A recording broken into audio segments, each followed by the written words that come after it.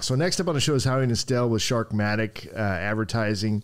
Your business has been around for a long time? For more than 3 decades, but it wasn't always called Sharkmatic. Yeah. I did what I told clients not to do. Don't mess with your branding. Don't change the company name. And I've changed our company name at least 6 times.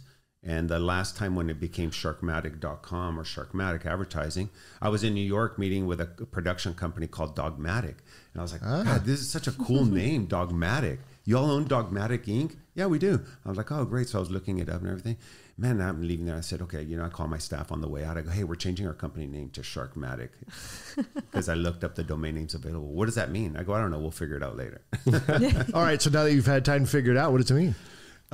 It's like a chop-o-matic. You throw in raw ideas and it comes out finished marketing piece, like a chop-o-matic. You throw in raw ingredients, it comes out salsa.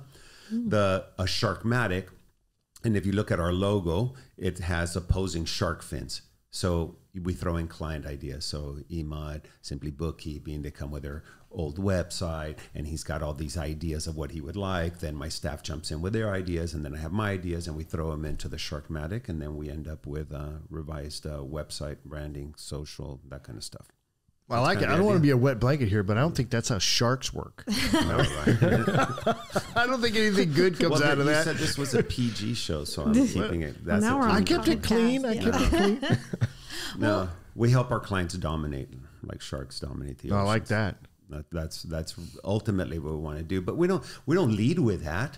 But man, I get very aggressive with our clients. I want my clients to dominate their industry. So you do a search for organic wording of what my clients do, and if they're not coming up on the first page of Google, it gets me a little bit upset, and I want to do what it takes to get them ranking on Google searches. I like that. I always say when I work with someone, I want them as like passionate about doing what I want as I am. I want them to really go after it. So what I think is interesting about marketing is I feel like a lot of people from outside of the industry come into it and they're like, it's just marketing, I'll throw it up on Google, put up some Facebook ads, and they think that's going to do it. What are some of the nuances from your multiple years of experience that would contest that? Yeah. Usually what's free doesn't work. And if it does work, it only works for a certain amount of time. And when the platform realizes that it's working for clients, they start charging.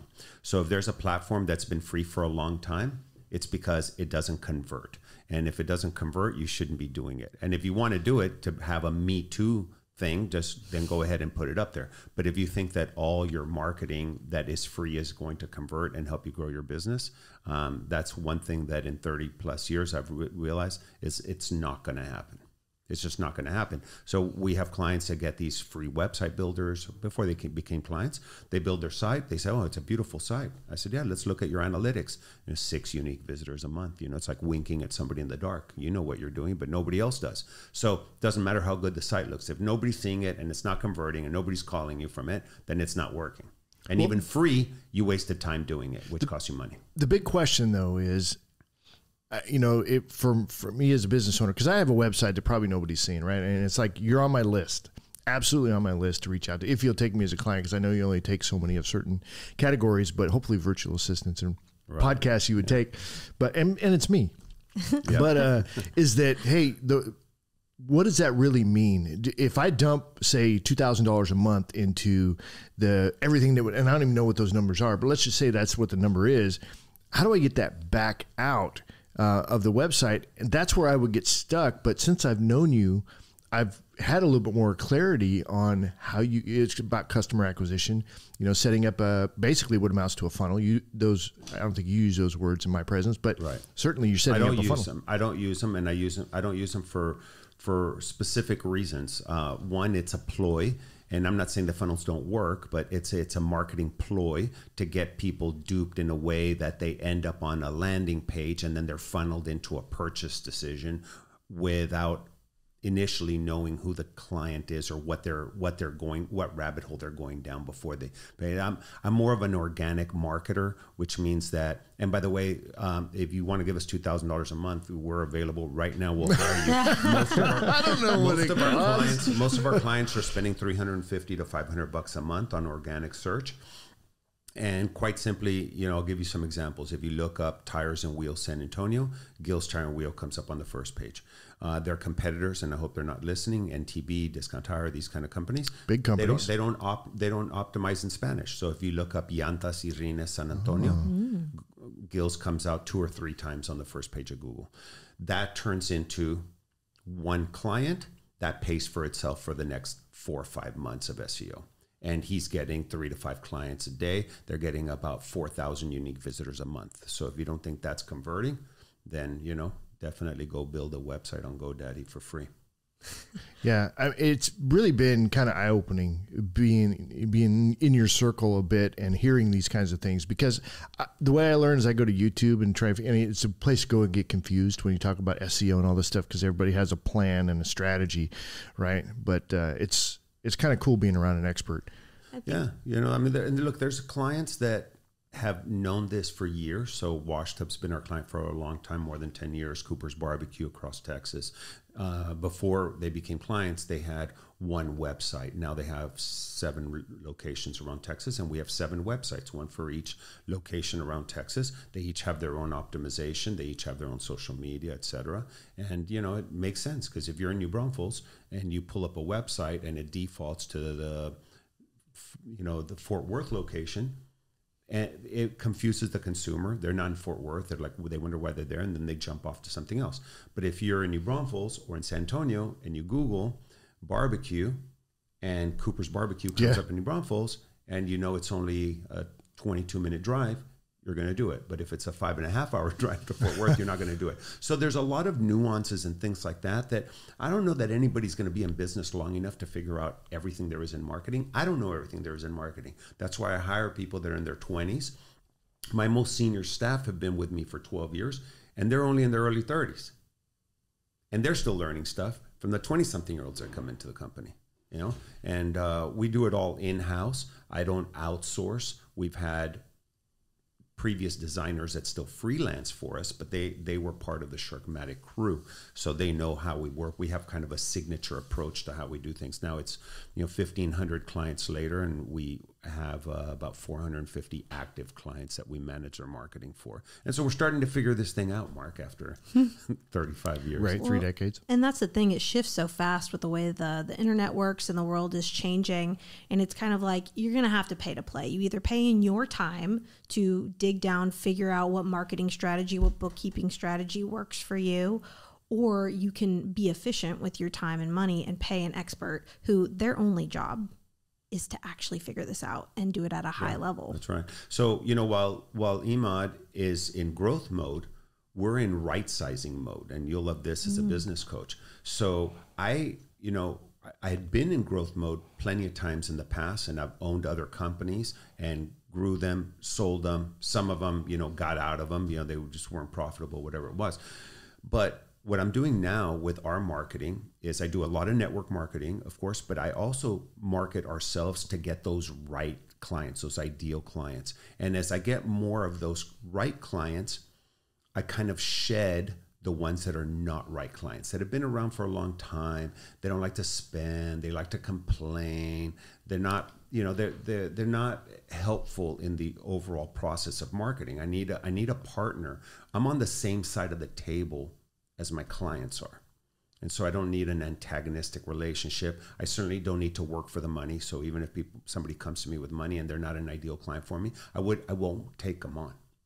I want to make sure, 1, that I can get results from them. 2, that I actually like spending time with them and talking to them, because my clients either are friends or become friends. And then I take that to the next level, which is I get them involved with nonprofit. Just today, I've done more nonprofit stuff before noon than I have doing for-profit stuff from my company, because I've been over the past couple of decades on this long transition from career to calling. And so when I help my nonprofits and I get so much out of that, and the nonprofits get so much out of that, I also want to bring my clients along with it. So I get them involved with nonprofits. We had 12.5 of them sponsor this big event on Saturday. I have stuff coming up, galas, and it's all connected. And then again, speaking of unintended consequences, well, guess what? That solidifies and strengthens our relationship, Because if a competitor comes in and says, oh, I could do your SEO better than Howie and Sharkmatic, well, I'm so connected with my clients because I've gotten them involved with nonprofits and with other stuff, and they become friends that they're highly unlikely to leave me because of that relationship we have. Imad, you're one of Howie's customers. So when you started, how long ago did you start using them? About 4.5 months ago. Okay, so when that process, and I'm putting you on the spot on purpose here, but absolutely. So how was that process of Howie kind of bringing you into that fold and then, building out your stuff? How was that? It's actually been great. It's been good for, like you said, on a friend basis, relationship, but also on a business basis as well. Because not only am I able to help him, but he's also able to help us. As you mentioned, we're in growth mode, and anytime a business is in growth mode, it's very important to understand that you should not stop marketing regardless of if you're growing or if you're not growing. It's always to continue marketing because it's consistency. And so even by doing that, we've been introduced to a lot of great folks, whether, yes, they've converted into business as well, or whether it's nonprofits, which we all love to give back into society, just as society has helped us as well. And so by giving back as well, it also helps us grow as a person, grow as a business, and grow our environment as well. Howie, we're about out of time, but I wanted to ask you about your HowieNestel.com. You do some speaking stuff. Tell me a little bit about that. Right. I do public speaking, and the model that I've adopted is the Google model, which is I do everything for free, and then one day I'll become a billionaire from public speaking. So I think that is a Google model. I got the first half of it down, doing it all for free. Now, I actually have been paid a few times for public speaking. I love doing it. And then when it's part of a nonprofit, then I get to donate back my speaker fees. And like you said, you get the honor and privilege of listening to me every single Wednesday at my People Referral Group. But it's kind of hard to say something meaningful in 2 minutes or less. So I prefer a 1 hour talk. I did an event for a convocation for a school system 2 years ago, and they said it was a 90-minute talk, and I had 15 pages of notes, and the guy that introduced me was a superintendent, and he said something about a personal interaction that he and I had, which kind of launched me into a talk. Well, make a long story short, I never even looked at my notes for an hour and a half, but thank God I looked at my watch. Right. I'm like, and we're just about out of time. So thank you so much. But I love that. So I put some of my talks on HowieNestel.com, HowieNestel.com. And I don't travel for speaking. I've been offered to travel, but I don't do it because I still have 3 kids in middle school and high school. And so I don't want to be that dad that's always gone. But maybe that's what I'll do when I retire, when my last kid gets out of hit the circuit, write a book, and hit the circuit. Yeah. But to kind of button up the thing about marketing and clients and growth mode or not and networking, I always say the time to look for clients is when you don't need any. Right. Because if you wait to need clients and then try to figure out what marketing is going to work and what networking can do, it's usually too late.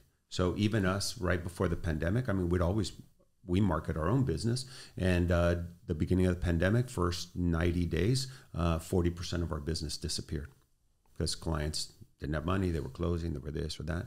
And so we already had marketing in place and we're able to shift and still have a profitable year in 2020. Yeah, I think you just never know when you're going to have that crazy shift in the market or something's going to happen and people have to leave you. It's not that they want to. It's not that you did a bad job. It's just sometimes they have to leave you. Yeah, 2008, Y2K, tech bubble burst, housing bubble burst. Not every decade we've got something nasty that comes up. As I told Mark the other day, welcome to entrepreneurship.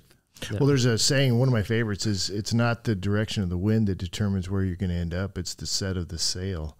So there's always going to be change and things coming at you, and you have to adjust. You have to pivot. It's like me getting kicked off the radio. I pivoted to podcast, and we're doing better now than we were before. Yeah, immediately. And I think, to speak on that nonprofit piece, if you've got kind of a bigger vision for what you want to do with the vehicle of your business, your company, your entrepreneurship itself, that's what can help you sail through those pivots and really help you keep going when the chips are down. I mean, that's huge to be able to step out of, I have to make money and I have to survive, and just be able to say, I've established this, so now I can pour into what I really love to do. And you end up seeing, I feel like on the most part, more success than you would have thought. Yeah, I mean, I'll tell you, I know you got to you're gonna probably have to cut off my mic, but Yeah. Graham Weston, Mute. Graham Weston, Bill Greehey, Harvey Nasium. These are all local billionaire philanthropists. I would have never met them by having a little web design firm. I met them all through nonprofit stuff, and I've gotten them involved with these philanthropic things that I'm doing. And if it happens to turn into a little business, I don't say no. Well, a big part of business is having fun. I'm telling you, you can't go through life just eating steak. I mean, you have to have cheesecake on occasion. One of my favorite questions to ask is, if you got hit by a bus tomorrow, would you be okay with what you're doing right now? And if the answer is no, then even if what you're doing is profitable, maybe we need to shift your activities, because there's no point in it. Well, and who's going to show up to your funeral? Yeah. I mean, I know that, Howie's funeral would be full because he touches so many people in a positive way. Brought to you by markebinger.com. Hey, you know what? Let me put you down as one of the speakers to deliver a eulogy. I have about 20 people. All right, Howie, if people want to get in touch with you, how do they do that? Sharkmatic.com, SHARKMATIC.com. They can call my office, 210-375-QUADOT if you're from the country. If you're not, it's 375-0000. All right, and let me initiate a challenge out there. Go Google Howie Nestel and let me know what you guys come up with. All right, as we wrap up the show, quick reminder to check out our latest podcast and catch video version of the show anytime by visiting our website at satalkradio.com. That's going to be it for us. You guys have a great week, and we'll see you on the next one. Awesome. Thanks, Mark.